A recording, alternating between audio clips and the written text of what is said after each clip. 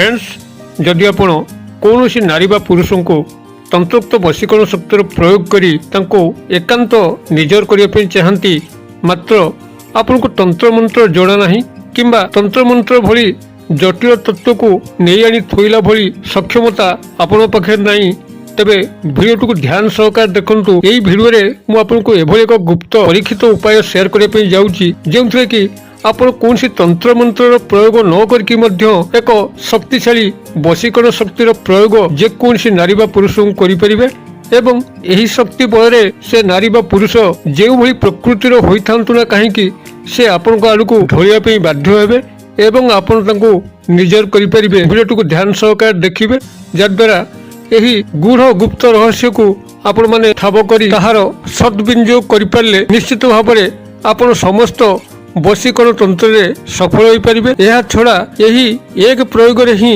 आपनकर लक्ष्मीकर तीव्र आकर्षण घटी थाए।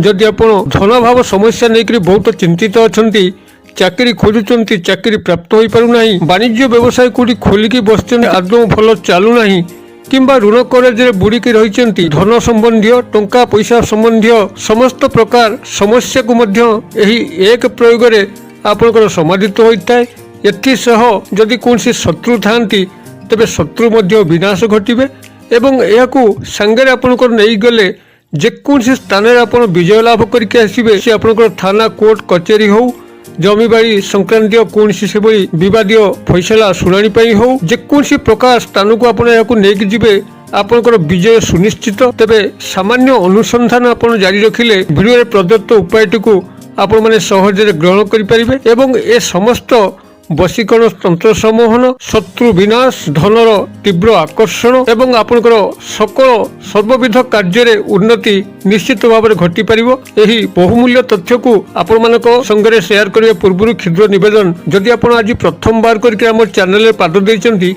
एवं एही भली प्राचीनतम गूढ़ तंत्र मंत्र रहस्य रे आपण मानकर रुचि रही तबे चैनल कड़े थिबा लाल कलर सब्सक्राइब बटन क्लिक करी बेल आइकन क्लिक करी एवं ऑल नोटिफिकेशन उपर क्लिक करी चैनल टी को सब्सक्राइब कर नियंतु जेभली कि आमे जेतले मध्य एही भली बहु उपादेय वीडियो एही चैनल रे अपलोड करिवु ताहार नोटिफिकेशन आपण पाखरे पहुंचीबो एवं से सब को आपण माने सर्वप्रथमे देखि पारिकिरी निजर ज्ञान को रुद्धिमंत करि परिबे। तबे फ्रेंड्स एबे आसो नजर पकेबा एही गुप्त तंत्रोक्त रहस्य जहा माध्यम रे आपण जेकोसी नारी बा पुरुष को वशीकरण शक्तिर प्रयोग बिना तंत्र मंत्र करिकरी तांको अपनार करि परिबे। एथिसह माता लक्ष्मीकर तीव्र आकर्षण कारणरू आपनकर धनाभाव समस्या कटिबो चाकरी वृत्ति खोजुथिले निश्चित प्राप्त होबो वाणिज्य व्यवसाय रे उन्नति होबो एवं शत्रु विनाश करिबा सह आपण जेकोसी विवादीय स्थान हो किंबा जेकोसी कार्य रे हाथ देबे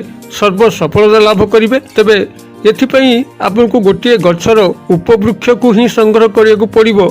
आपनकर गछटी बहुत परिचित वृक्ष यार पत्र को पूजा कार्य रे होम कार्य रे सर्वदा व्यवहृत होई आसी थाए।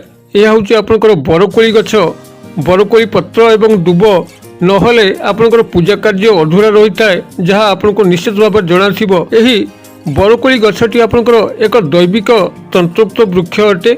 आपण माने यहाकू केवल यार कोली को खाद्य हिसाब से खाती एवं पत्रटी को ठाकुरंकर पूजा कार्य लगे था मात्र एथिरे जो तंत्रोक्त गूढ़ रहस्य छपिकी रही हुए तो आपन को जना नथिबो। सेथिपई आज ये क्षुद्र भिडियो प्रस्तुति आपन को ए बाबद सम्यक ज्ञान प्रदान करिबा एवं यार चमत्कार तंत्रोक्त शक्ति को आपन पाखरे पहुंचेबा जद्वारा कि कौन से तंत्र मंत्र प्रयोग न करके किभली तीव्र तंत्रोक्त सम्मोहन वशीकरण शक्तिर प्रयोग यही वृक्ष माध्यम करें ता आपन को अवगत करवा। भिडियो को ध्यान सहकार शुणु आपन को ये भिडियो कौन कह जाउची ताको प्रथमे भल भाव नजर पकांतु जद्वारा आपण ए ज्ञानटी को लेकर कौनसी नारी बा पुरुष को आपण जहाँ को चाहूँगी संपूर्ण निजर करने मात्र बारंबार विफल होउचंती देखिबे से नारी बा पुरुष आपण पाखरे समर्पित हबो। आपण तांका ठारू जहाँ मध्य चाहूँगी से निसंकोच आपन को दान करेंगे। ध्रुव सत्य आपण माने प्रथमे केवल यही अंशटी को संग्रह करंतु जहाँ मुझे आपको ये भिडियो निर्देश करुच्ची। आपन को यही बरकोली गछर एक स्वतंत्र अंश को संग्रह करिवार अछि। आपनकर से अंशटी होची बरकोली गछर उठिथिबा आउ एक वृक्ष जाको कि ବରକୋଳି ଗଛର ଉପବୃକ୍ଷ କୁହାଯାଏ କିମ୍ବା ବାନ୍ଦା ମଧ୍ୟ କୁହାଯାଏ। ତେଣୁ ଆପଣ এই ବରକୋଳି ଗଛର ବାନ୍ଦା ହଉ କିମ୍ବା ଉପବୃକ୍ଷ ହଉ ତାକୁ ପ୍ରଥମେ ଠାବ କରିବେ। ଆପଣଙ୍କ ପାଖ ଆଖରେ ଥିବା ପ୍ରତ୍ୟେକ ବରକୋଳି ଗଛକୁ ଲକ୍ଷ୍ୟ କରନ୍ତୁ କେଉଁ ବରକୋଳି ଗଛରେ ଆଉ ଏକ ବୃକ୍ଷ ଉଠିଛି ଯାହାକି ପୃଥକ ଦେଖାଯାଉଛି ଏହି ବରକୋଳି ଗଛଠାରୁ। ଏହିଭଳି ଭାବରେ ଆପଣ ବରକୋଳି ଗଛକୁ ଲକ୍ଷ୍ୟ କରନ୍ତୁ ଏବଂ ଯଦି ଆପଣଙ୍କର ସୌଭାଗ୍ୟକ୍ରମେ ଆପଣଙ୍କର ହାବୁଡ଼ରେ ପଡ଼ିଯାଉଛି ଯେ କୌଣସି ବରକୋଳି ଗଛରେ ଆଉ ଏକ ବୃକ୍ଷ ଉଠି ଆସିଛି ଯାହାର କି ମୂଳଟି ଭୂମି ଉପରେ ନଥାଇକରି ସେହି ଗଛ ଉପରେ ହିଁ ଉଠିଛି, ତେବେ ଜାଣନ୍ତୁ ଆପଣ ବହୁତ ଗୋଟିଏ ବଡ଼ ଖଜାନା ପାଇଗଲେ। ଏଇଭଳି ଯଦି ଉପବୃକ୍ଷ ପାଆନ୍ତି ଯାହାର କି ମୂଳ ସେହି ବରକୋଳି ଗଛ ଉପରେ ହିଁ ଉଠିଥିବ, ତାର ଭୂମି ସହ ସଂଯୁକ୍ତ ନଥିବ, ଏଇଭଳି ଏକ ଉପବୃକ୍ଷକୁ ଆପଣ ଯଦି ରୋହିଣୀ ନକ୍ଷତ୍ରରେ ସଂଗ୍ରହ କରନ୍ତି ତେବେ ଜାଣନ୍ତୁ ଆପଣ ବିନା ତନ୍ତ୍ରମନ୍ତ୍ରରେ କାହାକୁ ନିଜର କରିପାରିବେ, ଧନର ତୀବ୍ର ଆକର୍ଷଣ କରିବା ସହ ଶତ୍ରୁ ବିନାଶ କରିବେ, ସର୍ବ କାର୍ଯ୍ୟରେ ସଫଳତା ପାଇବେ। ଧ୍ରୁବ ସତ୍ୟ ଆପଣମାନେ ଏହାକୁ ପ୍ରଥମେ ସନ୍ଧାନ କରନ୍ତୁ। ଆଖପାଖର ସମସ୍ତ ବରକୋଳି ଗଛ ଉପରେ ଆପଣ ଦୃଷ୍ଟି ନିକ୍ଷେପ କରନ୍ତୁ, ଗଭୀର ତନ୍ନ ତନ୍ନ କରି ଦେଖନ୍ତୁ କେଉଁଠି ଯଦି ଆପଣଙ୍କର ସେଭଳି ଭାଗ୍ୟର ବଳ ଟାଣ ଥିବ କୌଣସି ବରକୋଳି ଗଛରେ ଆପଣମାନେ ନିଶ୍ଚିତ ଯଦି ଗୋଟିଏ ଉପବୃକ୍ଷ ପାଆନ୍ତି ତେବେ ରୋହିଣୀ ନକ୍ଷତ୍ରରେ ତାକୁ ଆପଣ ସଂଗ୍ରହ କରିବେ। ରୋହିଣୀ ନକ୍ଷତ୍ରକୁ ଷ୍ଟଡି କରିବା ମଧ୍ୟ ଭାରି ସହଜ। ଯଦି ଆପଣଙ୍କର ଦୈନିକ ଝୁଲା କ୍ୟାଲେଣ୍ଡରକୁ ଲକ୍ଷ୍ୟ କରିବେ ପ୍ରତ୍ୟେକ ତିଥି ବାର ତଳେ ଗୋଟିଏ ନକ୍ଷତ୍ର ଉଲ୍ଲେଖ ଥାଏ, ସେହି ନକ୍ଷତ୍ର ଭିତରୁ ଆପଣଙ୍କର ରୋହିଣୀ ନକ୍ଷତ୍ରଟି ହିଁ ଦରକାର। କିମ୍ବା ଯଦି ଓଡ଼ିଆ ପାଞ୍ଜିକୁ ଆପଣ ଷ୍ଟଡି କରିବେ ରୋହିଣୀ ନକ୍ଷତ୍ର ମଧ୍ୟ ସହଜରେ ପାଇଯିବେ। ଯଦି ଆପଣ ନିଜେ ଷ୍ଟଡି ନ କରିପାରନ୍ତି ଆପଣଙ୍କର ଆଖପାଖରେ ଥିବା ଜ୍ୟୋତିଷ ନାହକଙ୍କୁ ମଧ୍ୟ ଦେଖା କରିକିରି ଆପଣଙ୍କର ରୋହିଣୀ ନକ୍ଷତ୍ର କେତେବେଳେ ପଡ଼ୁଛି ସେମାନଙ୍କଠାରୁ ମଧ୍ୟ ଆପଣ ପଚାରିକିରି ବୁଝି ନେବେ। ତେବେ ଏହି ରୋହିଣୀ ନକ୍ଷତ୍ର ଦିନ ଆପଣ ଏହି ବରକୋଳି ଗଛର ଉପବୃକ୍ଷକୁ ସଂଗ୍ରହ କରିବେ। ତେବେ ତାର ଗୋଟେ ଦିନ ଆଗରୁ ଆପଣ ଅରୁଆ ଚାଉଳ, ଗୋଟିଏ ଗୁଆ, ସିନ୍ଦୁର ଏବଂ ଲୋଟାଏ ଜଳ ନେଇକରି ପୂର୍ବାହ୍ନ 12ଟା ଭିତରେ ସ୍ନାନ ଶୌଚ ହୋଇକରି ଏହାରି ମୂଳକୁ ଯାଇଥିବେ, ଧୂପଟିଏ ଦେବେ ଏବଂ ବୃକ୍ଷରାଜାଙ୍କୁ ପ୍ରଣାମ ପୂର୍ବକ କହିବେ ଯେ ମୁଁ ଆଗାମୀ କାଲି ରୋହିଣୀ ନକ୍ଷତ୍ର ଏତିକି ସମୟରେ ଆପଣ ପାଖକୁ ଆସିବି ଏବଂ ଆପଣଙ୍କର ଏହି ଉପବୃକ୍ଷର ଖଣ୍ଡେ ଚେର ମୁଁ ସାଥିରେ ନେଇକି ଯିବି। ଆପଣ ମୋର ସମସ୍ତ ତନ୍ତ୍ରୋକ୍ତ ସମ୍ମୋହନ ବଶୀକରଣ ଶକ୍ତିରେ ମୋତେ ସାହାଯ୍ୟ କରିବେ, ଧନ ଲାଭ ଦିଗରେ ସାହାଯ୍ୟ କରିବେ, ଶତ୍ରୁ ବିନାଶ ଦିଗରେ ମୋତେ ସାହାଯ୍ୟ କରିବେ ଏବଂ ମୋର ସର୍ବକାର୍ଯ୍ୟକୁ ସାଫଲ୍ୟମଣ୍ଡିତ କରିବେ। ଏହିଭଳି ଭାବରେ ଆପଣ ତାଙ୍କୁ ଜଣେଇକି ଆସିଥିବେ ଏବଂ ରୋହିଣୀ ନକ୍ଷତ୍ର ଦିନ ଆପଣ ଯେଉଁ ସମୟ ତାଙ୍କୁ ନିର୍ଦ୍ଧାରିତ କରିକି ଆସିଥିବେ ସେହି ସମୟରେ ସ୍ନାନ ଶୌଚ ହୋଇକରି କଛା ମାରି ଏବଂ ଉତ୍ତରୀୟ କାନ୍ଧରେ ପକାଇକରି ପୁନର୍ବାର 1 ଲୋଟା ଜଳ ସାଙ୍ଗରେ ନେଇକି ଯିବେ, ଧୂପ ଦୀପ ନେଇଥିବେ, ସେଇଠି ଦେଇକରି ବୃକ୍ଷରାଜାଙ୍କୁ ନମସ୍କାର ପୂର୍ବକ ସେହି ଉପବୃକ୍ଷର ଖଣ୍ଡେ ଚେରକୁ ଛିଣ୍ଡେଇକରି ଆଣିବେ ଏବଂ ତାକୁ ଗୃହକୁ ଆଣି ସାରିଲା ପରେ ତାକୁ ଆପଣ ଗଙ୍ଗା ଜଳରେ ଧୌତ କରି ପୂଜା ସ୍ଥାନରେ ବସି ତା ଉପରେ ଲାଲ କୁଙ୍କୁମ ଦେଇ ଧୂପ ଦୀପ ପ୍ରଦର୍ଶନ କରି ଆପଣଙ୍କର ଇଷ୍ଟଦେବ, କୁଳ ଦେବଦେବୀ ଏମାନଙ୍କୁ ପ୍ରାର୍ଥନା ପୂର୍ବକ, ଗୁରୁଦେବଙ୍କୁ ପ୍ରାର୍ଥନା ପୂର୍ବକ ଆପଣ ଏହାକୁ ପୂଜା ସମାପନ କରିବେ।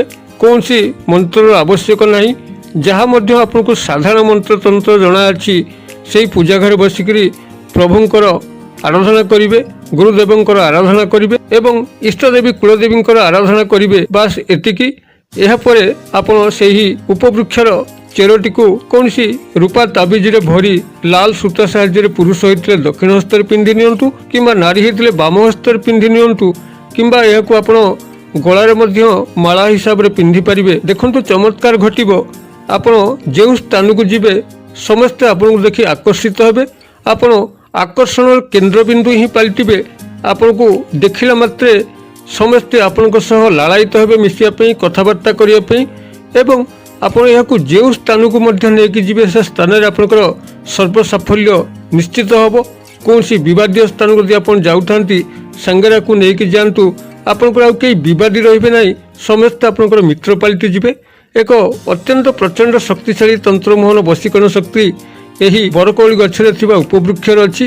ଆପଣମାନେ ଏହାକୁ କେବଳ ସେହି ରୋହିଣୀ ନକ୍ଷତ୍ରରେ ସଂଗ୍ରହ କରିକିରି ଏହି ବିଧି ମତେ ବ୍ୟବହାର କରନ୍ତୁ ଏବଂ ଛୁଆଁଛୁତିକୁ ଆପଣମାନେ ଜଗିଥିବେ। ଯଦି ସେହିଭଳି ଛୁଆଁଛୁତି ଆପଣଙ୍କର ଘରେ ହେଲା ତେବେ ଆପଣ ଏହାକୁ ଦୂରେଇକି ରଖିବେ ଏବଂ କ୍ଷୀର ଦେହରେ ଡୁବେଇକି ରଖିଥିବେ। ଛୁଆଁଛୁତିର ପରେ ପରେ ଆପଣ ସେଠୁ ଆଣିକରି ନିଜ ଦେହରେ ପୁନର୍ବାର ଧାରଣ କରିବେ। ଆଉ ଯଦି ଅନ୍त्यେଷ୍ଟି କ୍ରିୟା ମୂର୍ତ୍ତିକ୍ଷାରେ ଆପଣମାନେ ଏହାକୁ ଧାରଣ କରନ୍ତି, ଇଏ ସମ୍ପୂର୍ଣ୍ଣ ଭାବରେ ଏହାର କ୍ରିୟା ବିଲୁପ୍ତ ହୋଇଥାଏ। ଅତଏବ ଆପଣ ସେହି ସମୟରେ ଆପଣ ଏହାକୁ ନିଜ ଦେହରୁ ଓହ୍ଲେଇ ଦେଇକରି କୌଣସି ଦେବାଳୟ ସ୍ଥାନରେ ରଖିଦେବେ। ଆପଣଙ୍କର ଅନ୍ତ୍ୟେଷ୍ଟି କ୍ରିୟା ଗଲା ପରେ ଆପଣ ସେଇଠୁ ପୁନର୍ବାର ପୂଜା କରିକି ଆଣିପାରିବେ। କିମ୍ବା ଯଦି ଆପଣଙ୍କର ମନେ ନଥାଏ ଭୁଲବଶତଃ ଅନ୍ତ୍ୟେଷ୍ଟି କ୍ରିୟାରେ ଭାଗ ନେଇଥାନ୍ତି, ତେବେ ଏହାର ତନ୍ତ୍ରୋକ୍ତ ଗୁଣ ନଷ୍ଟ ହୋଇଥାଏ। ଆପଣମାନେ ଏହାକୁ ଜଳରେ ବିସର୍ଜନ କରିକିରି ଆଉ ଉପବୃକ୍ଷର ଏହିଭଳି ରୋହିଣୀ ନକ୍ଷତ୍ରରେ ସଂଗ୍ରହ କରିକି ବ୍ୟବହାର କରିବେ, ଚମତ୍କାର ଫଳ ମିଳିବ। ମୁଁ ଆଶା କରେ ଦର୍ଶକ ବନ୍ଧୁ ଭିଡ଼ିଓଟି ନିଶ୍ଚିତ ଭାବରେ ଆପଣଙ୍କର ମନକୁ ପାଇଥିବ। ଯଦି ଭିଡ଼ିଓଟି ଭଲ ଲାଗୁଥାଏ ତେବେ ଏହାକୁ ଗୋଟେ ଲାଇକ୍ କରିକି ସାଙ୍ଗସାଥି ମହଲରେ ସେୟାର କରନ୍ତୁ। ଏହି ଦିବ୍ୟ ସନ୍ଦେଶ ସମସ୍ତଙ୍କ ପାଖରେ ପହଞ୍ଚିବ ଏବଂ ଏହାର ସଦୁପଯୋଗ କରିକି ତାଙ୍କ ଜୀବନରେ ଯେଉଁ ଉପକାର ଟିକକ ଆସିବ, ଓଠରେ ଯେଉଁ ହସ ଟିକକ ଫୁଟିବ, ତାହା ଆପଣଙ୍କୁ ଈଶ୍ୱରଙ୍କର ଆଶୀର୍ବାଦ ସଦୃଶ କାର୍ଯ୍ୟ କରିବ। ଭିଡ଼ିଓର କ୍ଷୁଦ୍ର ପରିସର ମଧ୍ୟରୁ ମୋତେ ଏଇଠି ଆଜି ବିଦାୟ ଦିଅନ୍ତୁ। ପୁଣି ଆପଣମାନଙ୍କ ସହ ଦେଖା ହେବ ଏଇଭଳି ଏକ ଶିକ୍ଷଣୀୟ ଭିଡ଼ିଓରେ। ସେ ପର୍ଯ୍ୟନ୍ତ ଦର୍ଶକ ବନ୍ଧୁ ଆପଣମାନେ ସମସ୍ତେ ମଙ୍ଗଳଙ୍କ କୃପାରୁ ଭଲରେ ଥାନ୍ତୁ। ରହୁଛି।